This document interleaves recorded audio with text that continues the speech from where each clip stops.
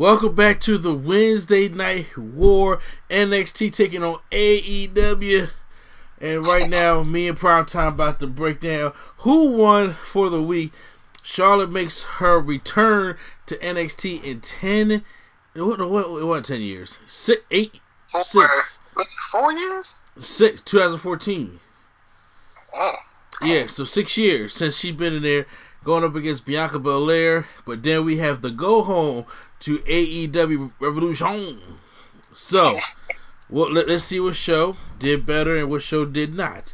So, starting off with NXT. So, NXT starts off with Dominic Dijakovic taking on your boy Cameron Grimes. Yep. And the matchup, I mean, I'm starting to kind of like your boy Cameron Grimes a little bit because he is very dedicated to his gimmick. Yeah, he still has. He gotta get there. Like he is not the Trevor Lee that I know. So he gotta get there still. Oh, so you think he's holding back some? Yes. Cause he was like, I don't know if it's just him not getting that much TV time, but when he's on TV, he doesn't do nearly the stuff he does like regularly. Even his finisher don't even look good no more. I don't know if he just can't get it right, or I don't know. Well, while on the outside of the ring, Damian Priest comes. I ain't see him in a minute. Comes out and hits Dominic Dijakovic with a steel pipe in the knee. Was that a steel pipe? I don't know. It looked like he did a magic trick with it. Yeah. Like, cause he had it in his fist and he just like extended it and then it just extended out and then he hit him. Yeah, look. Some hit him in his knee. And then he barely beats the 10 count, but Grimes does pick up the win here from the distraction of Damian Priest. As soon as he got in the ring. So I was just like, huh. So I guess we're going on from Keith Lee to Damian Priest. I thought you were probably gonna get Keith Lee one more time, but either a triple threat or like they might make it a #1 contenders or something. I'm not mad at it though. I'm not mad at it. Finn Balor has a promo talking about his accomplishments of beating Johnny Gargano and all his accomplishments and victories that he had over in NXT, but that does not sit well with Fabian Aichner and Marcel Bartel from Imperium. And they come in and they are addressing on behalf of the UK champion Walter. Yep. And Finn Balor obviously did not really act like he cared about it, but Imperium gets the leverage and starts beating down Finn Balor. So Balor and Walter, what you thinking? I mean, I wouldn't be. I don't know how that match might be. Well, look, I say that, but that match might not be the best. I'll put it like that. Just both these styles are like just kind of slow paced. That's all. That's why I say that. I can agree with you. I think they're trying to get like a big money match for that WrestleMania weekend. I think that's what they're trying to do. Yeah, it's gonna be good, but still gonna be like so slow paced. That's all. Yeah, I understand that too. Xia Li is taking on Mia Yim. So Mia Yim right now has to control basically throughout the whole matchup, and Xia Li gets a little bit of offensive, but Mia Yim hits the eat the feet or protect your neck or the soul food, whatever you want to call it. Cause I ran out of names of it, but instead of pinning Xia Li, Raquel Gonzalez and Dakota Kai. Huh?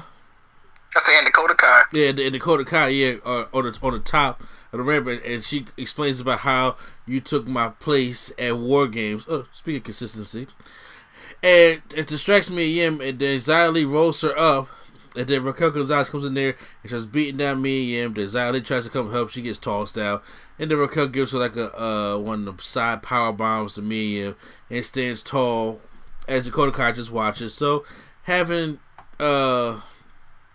Raquel Gonzalez do all her dirty work for her, but it not going to be next week, because next week it's going to be inside of a steel cage.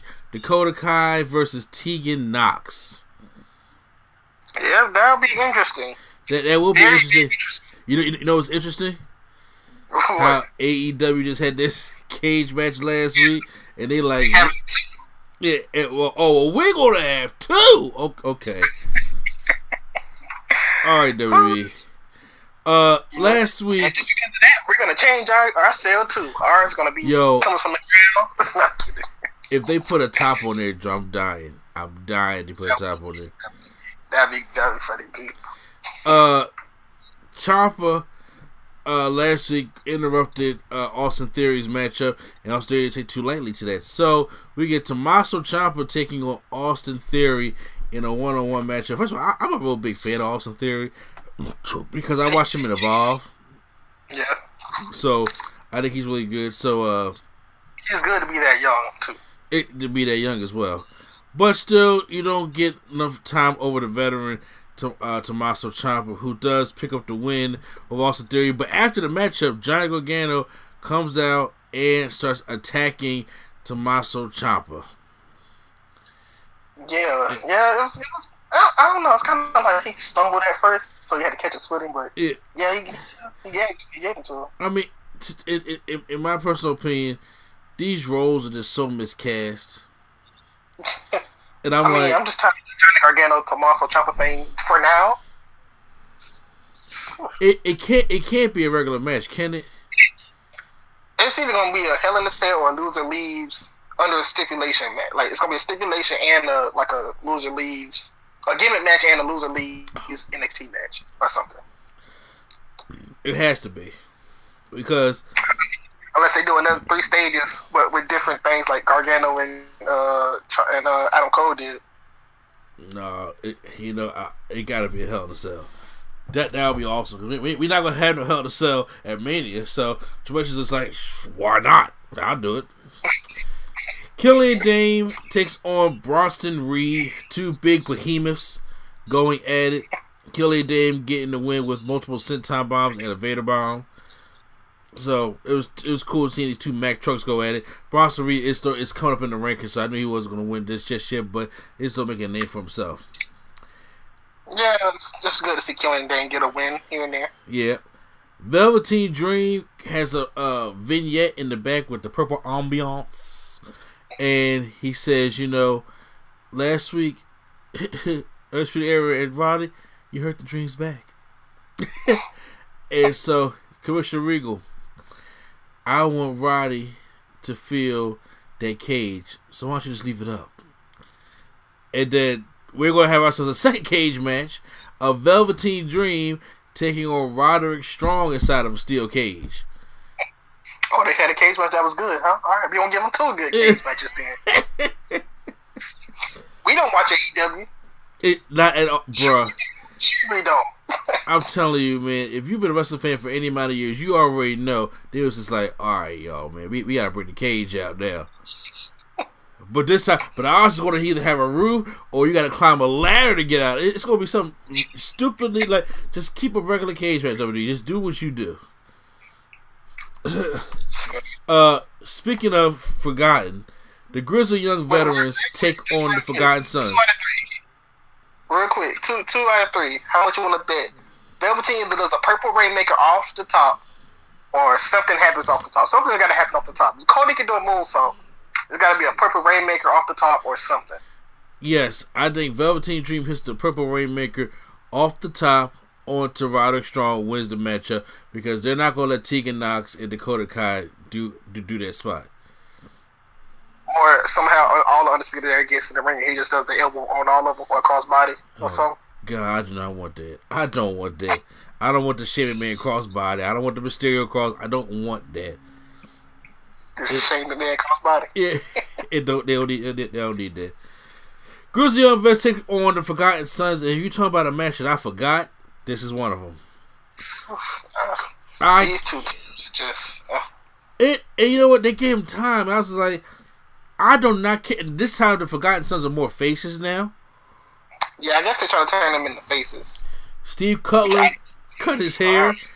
It doesn't make a difference to me.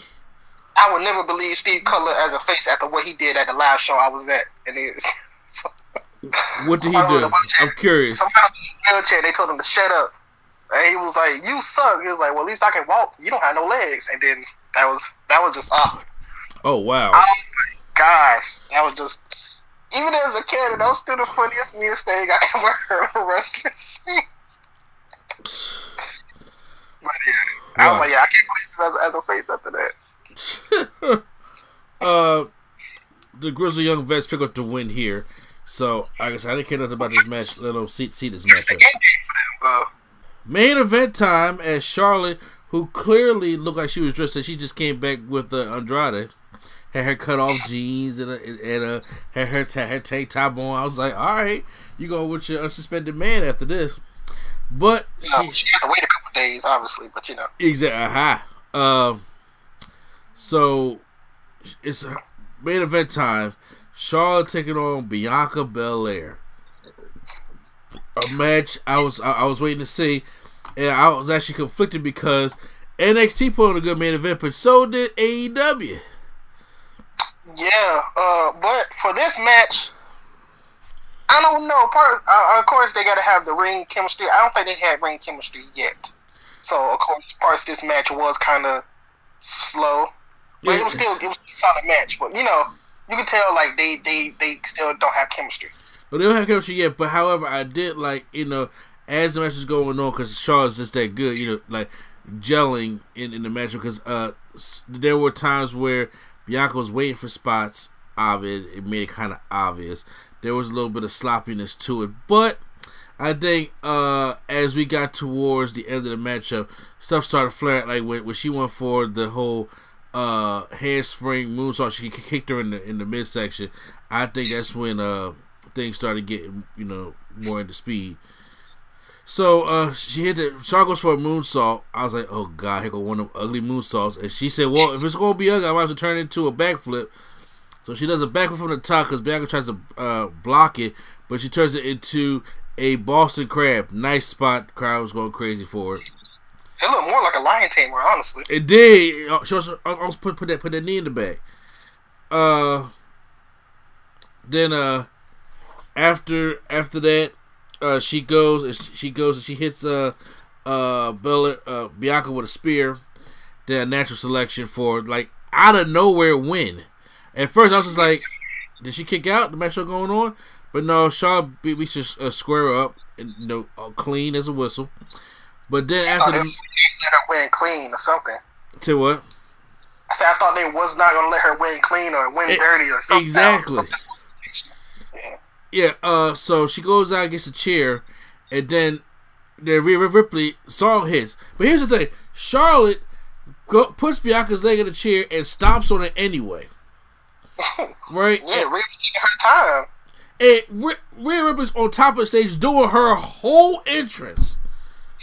You notice my favorite part? I got to do stupid everything. I was like, what are you doing? She up there doing the stomp. And I'm doing her whole entrance before she runs down. I'm like, the damage is done. You know what? So I listen to these people. They say in AEW they want Cody to do that. Like have somebody get beat up and he got to do his whole entrance. The angels and the oh my god, it would be hilarious. It would be funny. I need a whole WrestleMania entrance by Cody. As to come say like Dustin Rhodes or something. But yeah, she took her time though. And it came down. I was just like, okay, so now that she did that to Bianca, does this mean Bianca's out the picture, or is she more in the picture now? Because I figured if she just beat her clean, she's done. But now she went and stomped the leg out. But is that not an injury angle to get her to like be out of the picture until after WrestleMania? Say if Charlotte wins, then she attacks her or something. I don't know. I mean, it could be if the beatdown was more devastating, but it was just like because I was like, damn, the music's still playing, and then Charlotte's just like, look, I want to bust her leg and put her in the figure eight while you take your good old time to pose because nobody's paying attention to you. I was like, that was just bad on productions in part at all. I don't know. It's kind of like Rhea did it on purpose. Kind of, I don't know. She probably could have. So It was like, all right, well, she already getting beat up anyway, so I might as well just come out and wait till she done. You know. Exactly. So afterwards, she just runs out, and that's where it actually just abruptly ends. So that's actually they won a little over. So that was NXT, huh? Before we talk about AEW, we forgot to talk about this match that Will and Regal said is going to be a ladder match for the number one contender spot, the women's championship. I missed that. So who's in the ladder match? He said it's going to be qualifying matches, but be qualifying matches at the weekend. They will all fight in a ladder match, and that winner, I don't know when they're gonna fight. I'm assuming they might fight at Boston or whatever Survivor Series. SummerSlam is, but I would think WrestleMania, right? Well, Rhea Ripley and Charlotte fighting at WrestleMania. No, but here's the thing: if Rhea Ripley is Charlotte fighting at WrestleMania, that means she probably not going to fight on Saturday. Also, on Saturday is when they having a ladder match. Exactly, that's what I'm saying. So they had a ladder match on that Saturday, yeah. Oh, I don't know when that other championship, like when that winner gets their shot as well. Oh, gotcha. Okay. But yeah, I just want to say that I forget we missed that part. Yeah, I did miss that. Okay. Oh, well, that sounds pretty cool. So I already got. Let's see, Dakota, Bianca, Mia. That's what it looks like so far. It could be good, like take over New Orleans, if that's the case. It could, but I mean, I see me and you to take a hard ladder spot, so I know she don't mind being in no damn ladder match. Maybe Tony. You said who? Maybe Tony Storm. Oh, that's right, Cake back there. You right. Yeah. All right, well, yeah. So when they start doing that, yeah, we'll start looking at that. It'll probably be next week, something like that. AEW time. So, AEW, I give them props because we're going to start off with the bang. We starting off with... DDP? No, I'm kidding. Huh? I was saying DDP, I was kidding. No, you're funny. No. We starting off with a 30-minute Iron Man match between Kenny Omega and Pac. And this is why I watched AEW first. Because AEW started off with the Iron Man match, and then she started off with Dijakovic and Cameron Grimes. I was like, yeah, okay, I'm gonna start off with AEW today. Exactly. I was just like, hey, bro, I'm not turning in this half hour. I was just like, cause it's no commercials. Exactly. So, the Young Bucks was out there, but no Adam Page, not his own tag team partner, but the Young Bucks out there to support Kenny on in the matchup. So once again, as it starts off, the first 5 minutes was just beautiful back and forth action going to the outside. Omega wins the first fall by disqualification when Pac hits with a steel chair. And then I would take a loss if it mean hurt my opponent more. That's what I would do. I agree. I hit the concerto. That's what you should have hit the concerto and then wait them 30 seconds and then pin him again. You know? And then, but he's not done yet because he still hits a black arrow on Omega and then hits on the outside, puts him on a table and hits a shooting star press off the top through the table. That table kind of broke kind of wildly. Yep. And at one point he did do like a Falcon arrow from the apron to the floor, which looked like it hurt. Ooh, yeah, that was crazy. And then he goes back in. Now wait, how did Pac get that win over Omega? I think he hit the black arrow. Yeah, okay, that's what it was. Then he had him in like the brutalizer for like the rest of the time or whatever. So. Yeah. So the brutalizer was like the last 3 minutes. Omega gets to the ropes, but then after he gets off the ropes, Pac goes right back to the brutalizer. And then he tries to elbow him out of it, tries to go for a pinfall. Pac just keeps rolling out of it and keeps rolling through with it. But then time expires, which we probably knew was going to happen, and now we're going into sudden death overtime. One thing I don't like is the announcer doesn't need to say that. If fans of wrestling should already know, it's going to be overtime. Well, I think he said that because Jim Ross said it's going to be 3 minutes, 3 extra minutes. That's why. Okay. So JR informing us on the rules of he don't know. So after he spent 3 minutes in the brutalizer, all of a sudden, V-trigger Neville's package down. Then he gets him in another knee. Then he holds both hands together and hits him with another knee and goes for the cover. Huh? The golden knee. The golden knee. Kota Ibushi's finisher. And then he covers him, and Pac kicks out, and then he hits a one-wing angel, and then the match is over. Kenny Omega wins the match. They got that that cocaine fighting spirit. Here's my thing. I don't mind Kenny Omega winning the matchup. I just think the thing is, I'm like, okay, hold on. If you've been the brutalizer for over 3 minutes, you've been fighting, and you just automatically get up out of nowhere, if V-trigger Pac, I thought it was gonna be at least an extra 5 minutes or so. And but no, Pac just gets one V-trigger, he's loopy.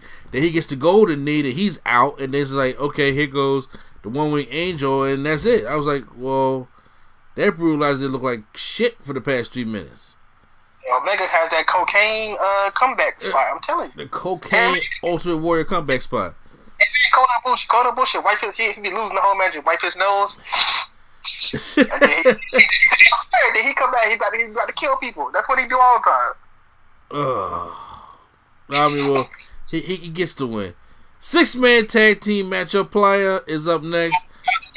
By the way, are you glad they didn't start with a tag team match this week? I'm glad this time we didn't start with a tag team match. I was like, all right, but you know what's coming. But yeah, they start off Jurassic Express, Luchasaurus, Marco Stunt, and Jungle Boy takes on the Inner Circle, Santana Ortiz, and Sammy Guevara. Once again, in the beginning, everybody is doing their thing. Jungle Boy dies out the ropes a couple times.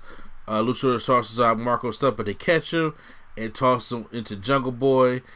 And Luchasaurus continues to impress me with his moveset that he has.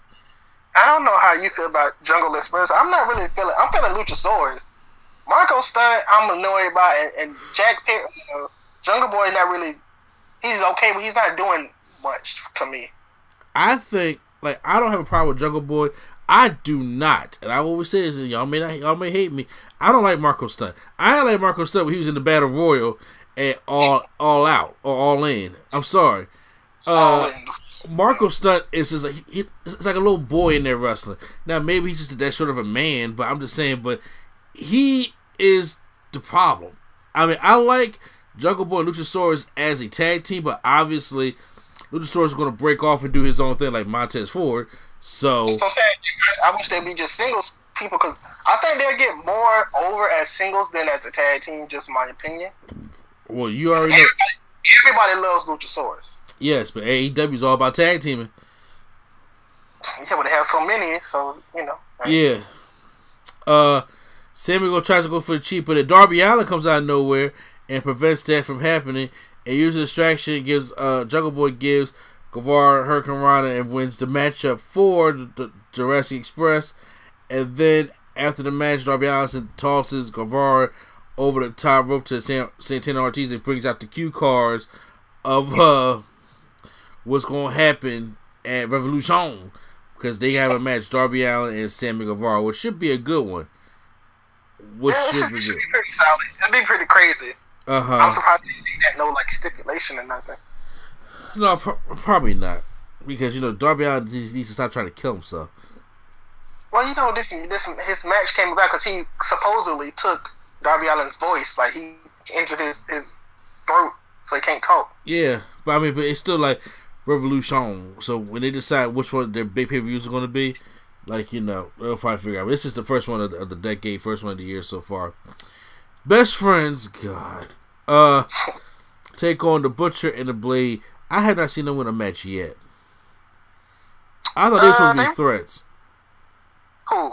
Butcher and Blade. I think they're just threats as far as getting heat, like beating people up, not as far as winning. Okay, cause I was like, they just like, we'll after the match, we'll beat you up. I think that's what they kind of are. Yep. Spot, Orange Cassidy, and Bunny are facing off in the ring, and then he avoids the low blow this time and goes and dives outside the ropes, and lands on the blade, I think it is. And then they pin the Butcher for the win. Best friends win, and because I forgot to mention that Pac was Orange Cassidy showed up out of nowhere at the beginning of the match after the Iron Man match, and Pac just like knocked him out. So I was like, here's a forced match that we might want to see. First of all, Tony Schiavone was out of line. He should have got beat up.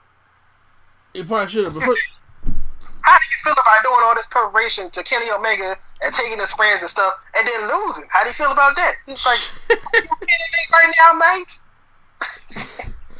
mate? His timing was off. Here's the thing. Do I want to see Orange Cassidy in the match? Yeah, why not? But it was so forced. There's no heat behind any of this. It was just something to put on the card. And I'm like, okay. And he was like, well, you know what? He will try. They got a he will try chant. And he says, ask Orange Cassidy, will he try? He gives the Orange Cassidy freshly squeezed thumbs up. So I'm curious to see if he actually is going to put on a good match or if he's just going to be Orange Cassidy and he's going to get squashed by Pac. I mean, his character is like, once the bell rings, he can wrestle, of course, but his wrestling is good. He can do all these spots. But against Pac is like maybe the most serious person there is in AEW. So he's gonna look. We'll talk about that later. But yeah, I don't think he's gonna come out on top. Yeah, not at all in that one. Okay, here we go. Prime time when it comes to shit that I don't know. So we got a fatal 4-way matchup. Here we go. Okay, so here we go. We got Big Swole. Swole. Okay. Taking on Shauna. Okay. Taking on Yuki Sasaki. No, you close. It's Yuka Sakazaki. Yuka Sakazaki. Okay. And Hikaru what is it? Hikaru Shida. Hikaru Shida. I get all the Japanese names wrong. I tell you. It's hard, but when you say it, it's kind of more easy. Hikaru Shida. So, Yuka, I can understand Yuka, people get her name mixed up because it's like Sakazaki. So. Yeah, I'm starting to get wrong all the time. So, obviously, I was just like, okay, well, going into this match, I knew Shida was winning this matchup. Only reason I thought Swole was on because she had that altercation with Nyla Rose. Yeah, but them last week. Yeah, she did, but the reason why I didn't think Swole was going to win because Swole not even ranked right now. She not. Nope. You know what I'm saying? I'm just like, okay, so we got women here that's actually ranked, and I'm just like, yeah. Now, don't get me wrong, I like Big Swole and everything, but even the dark matches, she has to get ranked first to be. And I'm like, if they just make her win and boost her all the way to the top, I'm like, wait a minute. After a win, she beating the people. It's going against AEW's rule. So she had to lose and take the pinfall. Yeah, Hikaru should have been at the top for a little while. Like she'd been like the top 1 or 2 or 3 for a while, but she only got like one shot, and I believe that was like in the fatal 4-way. So maybe she'll end up getting her one-on-one shot eventually. I know Britt Baker's still like that, but Britt Baker hasn't really had a match in it seemed like forever. So she's still like that too. Yeah. So the thing is, this shows how weak AEW's women's division is. Because match was solid. It was solid. It was a solid matchup, but I'm like, yeah, even no matter which woman wins this match, they're not beating Nyla Rose. Well, yeah. And same thing with what's the name to take it on her Saturday.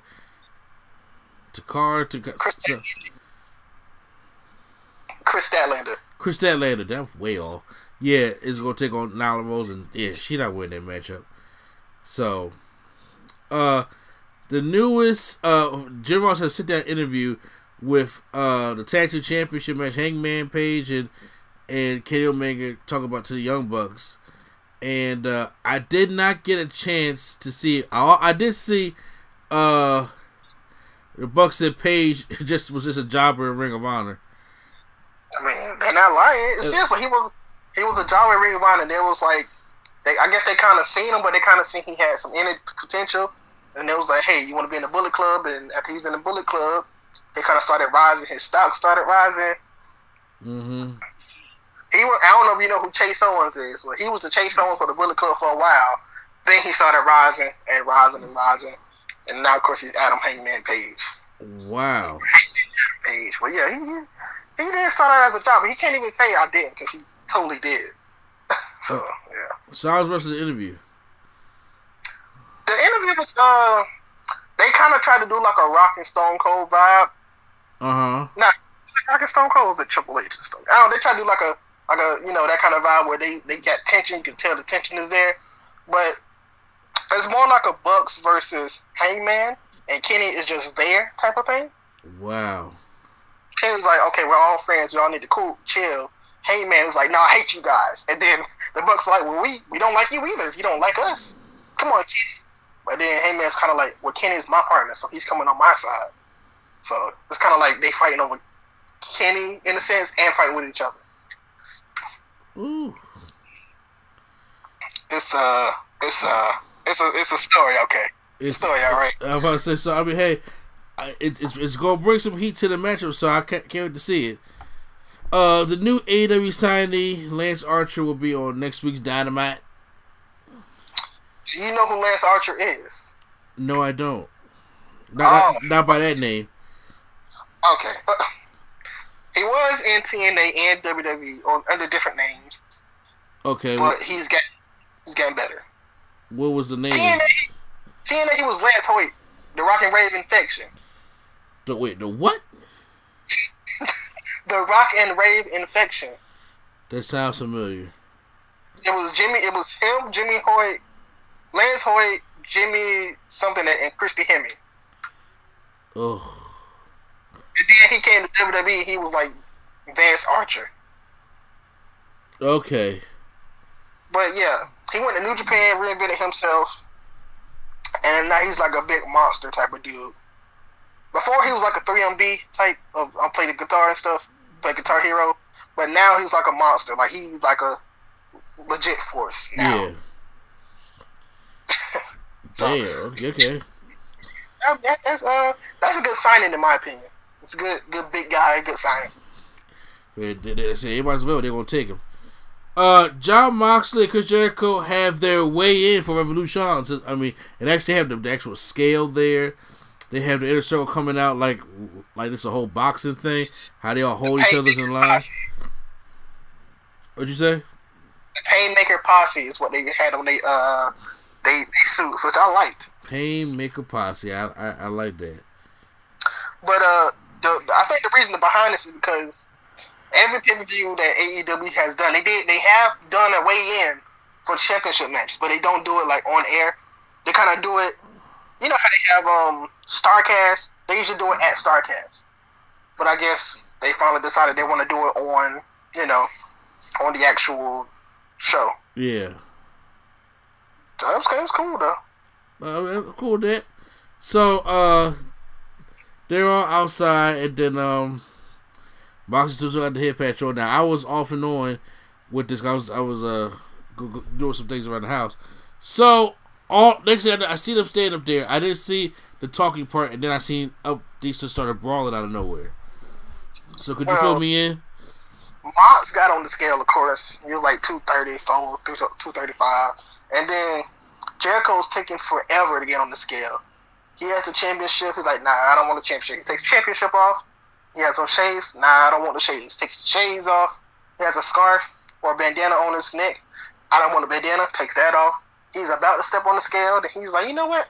Mahomes sucks. And then he takes his jacket off, and then he's about to step on the scale. And I guess Moxley just had enough. He just punches him right in the face. I don't know if he broke his nose or something, but he was like bleeding very bad. Ooh. But yeah, then the inner circle, I'm calling the Painmaker Posse today. Painmaker Posse and them start just fighting, and then Dustin comes out, and of course takes out Hager, and then Darby Allin comes out and tries to take out Guevara, but Guevara hit him with a low blow and then like broke the skateboard over his head. So there's that. And then it's only LAX and Jericho, and then they give them a Judas effect, and then pick them up and hit them with a paradigm shift on that little platform that the scale was on. Yeah, that I came back on that part. That looked sick. That looked really sick. So yeah, that was actually a nice little ending segment. I actually like it. It's a go-home show. It's not as crazy as the first go-home show when they had everybody brawling, but it was still a good go-home show ending. Yeah, so you know what?